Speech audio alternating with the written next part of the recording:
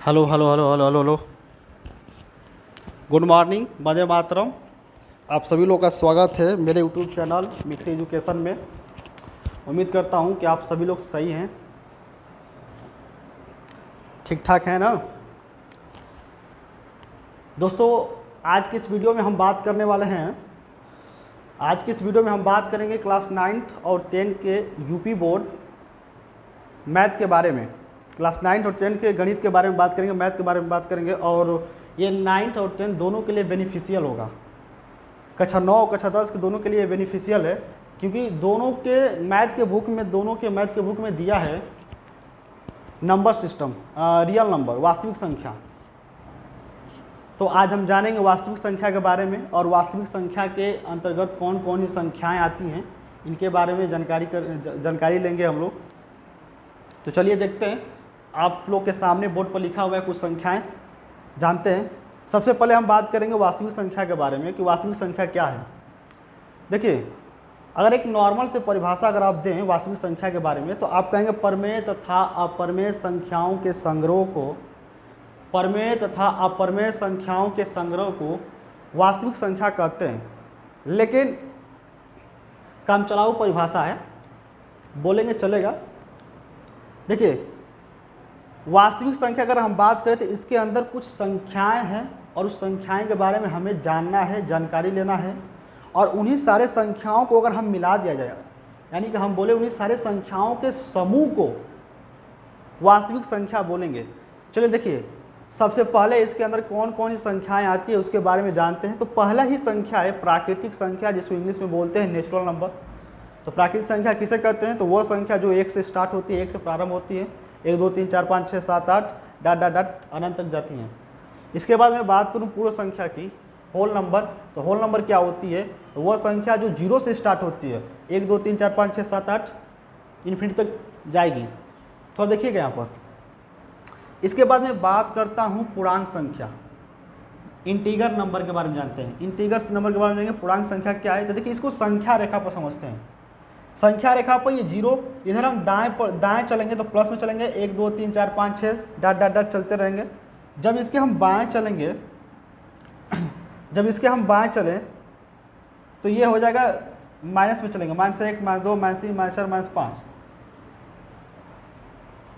तो ये रहा संख्या आप लोग के सामने। तो एक को बोलेंगे धनात्मक पूर्णांक संख्या, एक को बोलेंगे ऋणात्मक पूर्णांक संख्या। देखिए, यहाँ से ये धनात्मक पूर्णांक संख्या है, यहाँ से ये ऋणात्मक पूर्णांक संख्या है। अगर हम बात करें कि पूर्णांक संख्या का डिफिनीशन क्या है, डिफिनीशन के बारे में अगर हम बात करें तो देखिए डिफिनीशन क्या है। आप इस संख्या रेखा पर जो रेखाएं कुछ लिखी गई, जो नंबर लिखा गया, इसी नंबर से आप इसकी परिभाषा बना सकते हैं, परिभाषा बोल सकते हैं। जैसे मैं बता रहा हूँ, देखिए 0 से स्टार्ट है 1 2 3 4 5 6।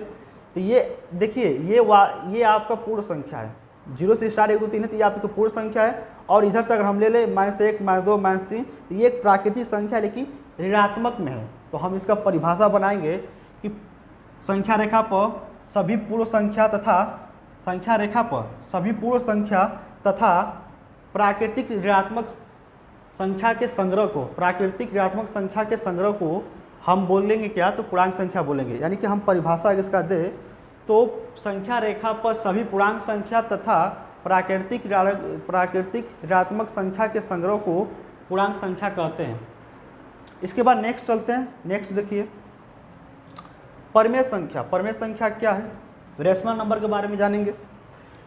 तो वह संख्या, यानी बोलेंगे जो संख्या p/q के रूप में है, जो संख्या p/q के रूप में होते हैं उसे हम बोलते हैं रेशनल नंबर, यानी कि परमेय संख्या बोलेंगे।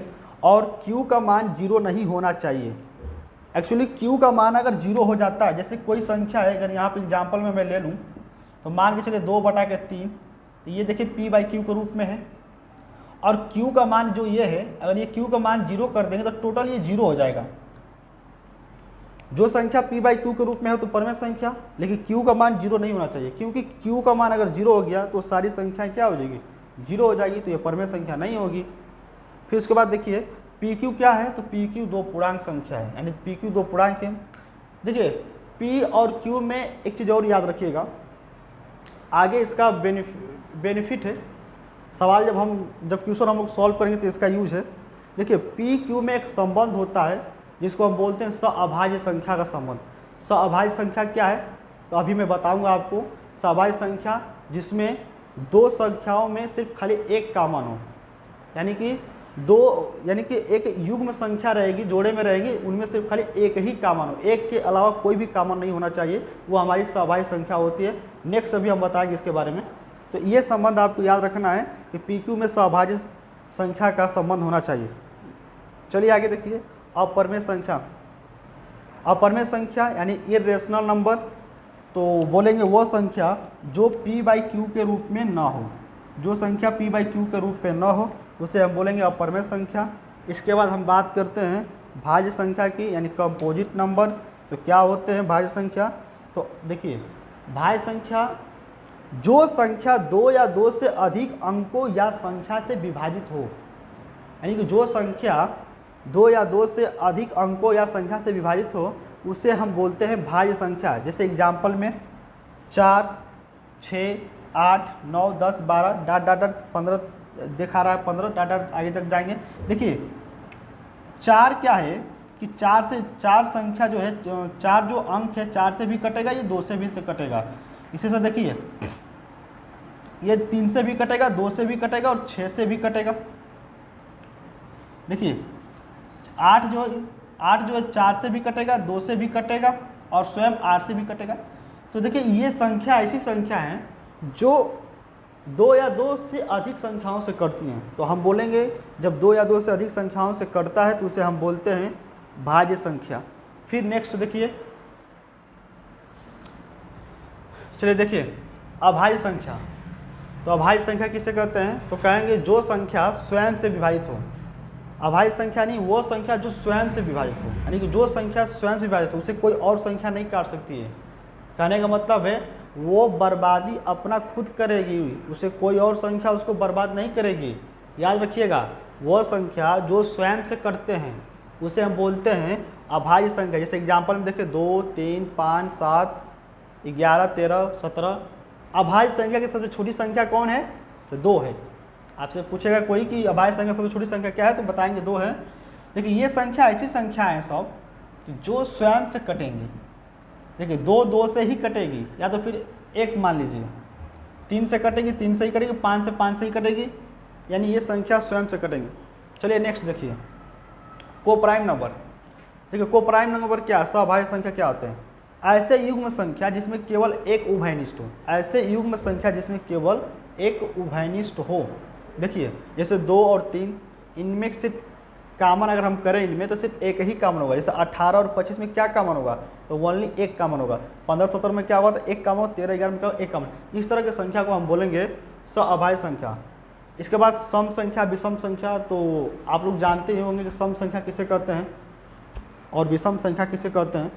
तो जो संख्या 2 से कट जाए सम संख्या, जो संख्या 2 से नहीं कटे उसे हम बोलते हैं ऑड नंबर, यानी कि विषम संख्या। देखिए ये जितने भी हम संख्याओं के बारे में बात किए हैं, जितना संख्याएं आपको हम बताए हैं, ये सारे संख्याओं के समूह को हम बोलते हैं रियल नंबर, यानी वास्तविक संख्या। ये सारे संख्याओं को अगर हम समूह को, यानी सभी संख्याओं के समूह को हम बोलेंगे वास्तविक संख्या। तो उम्मीद करता हूँ कि आप लोगों को समझ में आया होगा। देखिए इन संख्याओं पर आधारित कुछ प्रश्न पूछ लेता है, जैसे ट्रू फॉल्स में पूछ लेगा। तो देखिए कैसे पूछ लेगा। एक मेरी बात याद रखिएगा, जब हम ऊपर से नीचे की तरफ चलेंगे तो सारी घटनाएं इसमें जो होगी संभव है, होने वाली सारी घटनाएं इसमें क्या होगी? संभव होगी। लेकिन जब हम नीचे से ऊपर चलेंगे तो कोई घटना इसमें संभव नहीं है। यानी कि हम जब ऊपर से नीचे चलेंगे तो सारे चीज़ सत्य होंगे, ट्रू होंगे, लेकिन जब हम नीचे से ऊपर की ओर बढ़ेंगे तो कोई सत्य नहीं होगा, सब फॉल्स होंगे। चलिए देखते हैं कैसे। जैसे आपसे प्रश्न में पूछ लेगा, सत्य असत्य में पूछ लेगा कि देखिए प्राकृतिक संख्या लिखा है, पूछ लेगा कि सभी प्राकृतिक संख्या पूर्ण संख्या होती हैं। सभी प्राकृतिक संख्या पूर्ण संख्या होती हैं, तो आपका आंसर होगा यस, सत्य होती है। क्यों?